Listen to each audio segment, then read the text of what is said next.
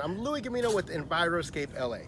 We're here at a project that we highlighted about a week ago in Manhattan Beach.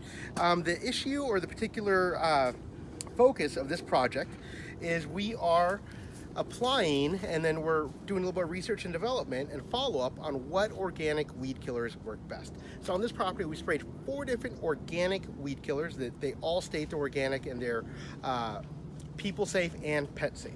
So as you can see, we have a hillside. It was freshly landscaped. So in 4 different areas we applied 4 different organic weed killers. Today's a follow-up video. Let's check it out, see what we got.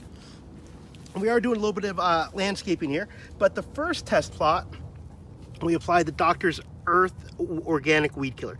You can see it definitely yellowed out the foliage on the particular weed. It does not look completely dead after a week. Hopefully we wait a little bit longer. That particular organic weed killer, Doctor's Earth, will penetrate all the way down. So that's what it looks like after a week. We'll take another look at a test plot of ours.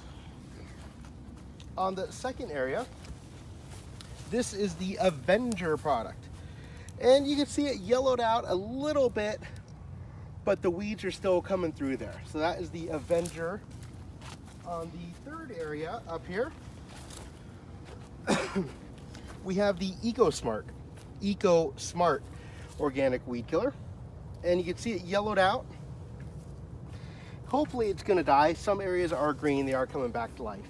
The fourth area that we did, and this is probably the best result that we had,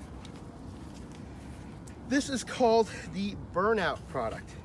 As you can see, completely dead. There's about 18-inch diameter circle that we sprayed.